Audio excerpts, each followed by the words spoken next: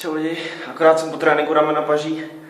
Mám teď za sebou 5-4 sérií, který Boris nazývá kolečko smrti, za což jsem se mu smál předtím, než jsem to poprvé jel.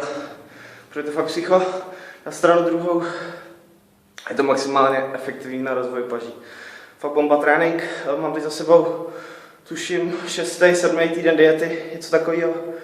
Dneska budu točit ten Epic Cheat Day, kde se budu zmiňovat o vlastně významu toho cheatu, stejně tak jako Carb Up Day, neboli sacharidáku, jakoby sacharidovém dnu, nikoli gainru. Co bych dalšího řekl? Jo, chtěl jsem vám říct, že spousta mi píšete, jak je to super, že dělám, co dělám a ne, že mi závidíte, že to třeba roste, ne jako v dobrým závidíte, že prostě, jak bych to řekl, chci říct to, že vždycky se lze na něco vymlouvat, ale já i přesto, že jako nějakým způsobem to jde fakt dobře, za co jsem strašně rád, každý jsme na něco jiného, ale chci říct jednu věc, že ty podmínky fakt nejsou nikdy ideální. Třeba teď, jak se zase ochladilo, mám tu sice topení, jak můžete vidět, jenže se mi ještě nepovedlo zabetonovat tu díru kvůli zkouškovému. Kdybyste se dívali, co dělám tady, tak si držím ruku, protože jsem cvičil ty ramen na plaži, ale už to dotáhnu. Takže i tak je tady strašná zima, občas se mi stává to, že prostě dejchám a jde mi normálně kouř z huby, že jak dejchám. Nebo prostě když se dotknete kotouče nebo osy, já cvičím vždycky bez rukavic, což se jde vidět, tak je to vždycky úplně zmrzlý. Nebo když se dotknete hrazdy nebo bradel. Takže fakt to prostě není prdel, ale tím vůbec si nechci stěžovat, jenom vám chci říct to, že bez ohledu na to, jaký ty podmínky jsou, tak to prostě vždycky jde, když si jdete za tím, co máte fakt rádi, co milujete, co vás naplňuje štěstím. A jakoby úspěchem třeba pro mě už to, že jsem na té cestě, spousta lidí mi píše, to Stando, poměr ramen a pas, to je úplně fantastický. A že prostě si myslí, že to, že mám velkou šanci třeba na nějaký úspěch nebo tak, ale chci říct to, že vlastně pro mě je úspěch každý z těch tréninků. Dřív jsem takovej nebyl, dřív jsem to bral všechno, tebe musím být nejlepší.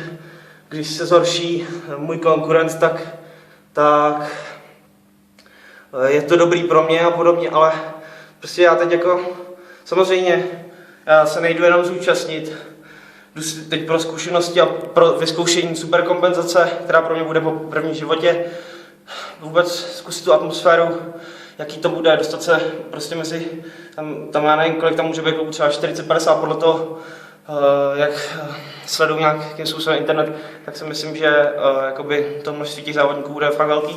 A chci říct, že pro mě je prostě čest už se vůbec zúčastnit, vůbec mít ty koule, tu odvahu na to, projít si celou tou přípravou, prostě mít, jakoby dotáhnout to až do úplného konce tu dieta, úplně to prostě zasekat do extrému, furt tvrdý tréninky, všechno a potom se ještě jakoby vystavit tomu riziku, že třeba mezi některými těma klukama budu vypadat úplně směšně.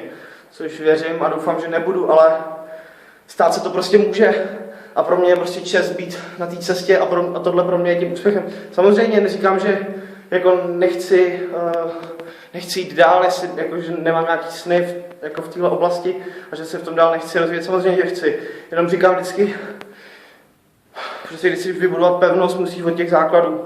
To je taky jako klišé, ale a sám to nemám rád, protože prostě jsem hrozně netrpělivý člověk, ale co chci říct je to, že pro mě je úspěchem každý trénink, který tady v té skurvené zimě odtrénuju naplno. To, že jsem oslovil třeba Filipa Grznána, to, že jsem oslovil Borise, že jsem s ním udělal perfektní výsledky, naučil jsem se spoustu užitečných věcí, nevím, jestli by to šlo vidět, takže tohle, naučil jsem se spoustu užitečných věcí, získal jsem spoustu užitečných informací a ten trénink tím, že teď se připravuji na soutěž, má absolutně jiný grády a je to fakt prostě úplný extrém, což mě strašně baví a jsem strašně nadšený do každého z těch tréninků. Tak jo, tak jsem vám jenom chtěl říct,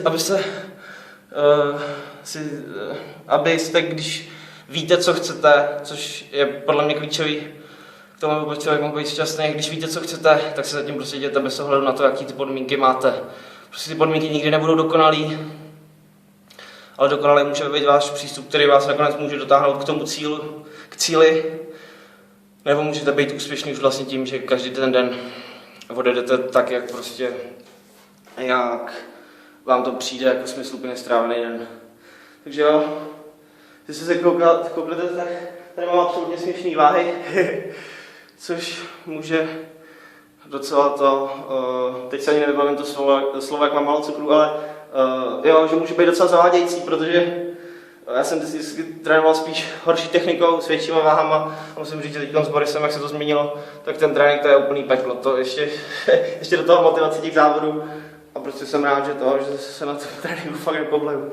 Tak jo, tak se mějte, přeju krásný pátek, krásný víkend a snad v neděli, když se mi to povede sestříhat, tak se můžete těšit na další video o tom cheatu a o tom významu. Případně, kdybyste měli nějaké další otázky, co byste chtěli zodpovědět, určitě jsem schopný vám to, nebo co budu vědět, to vám rád ty informace poskytnu. Takže se mějte a čus.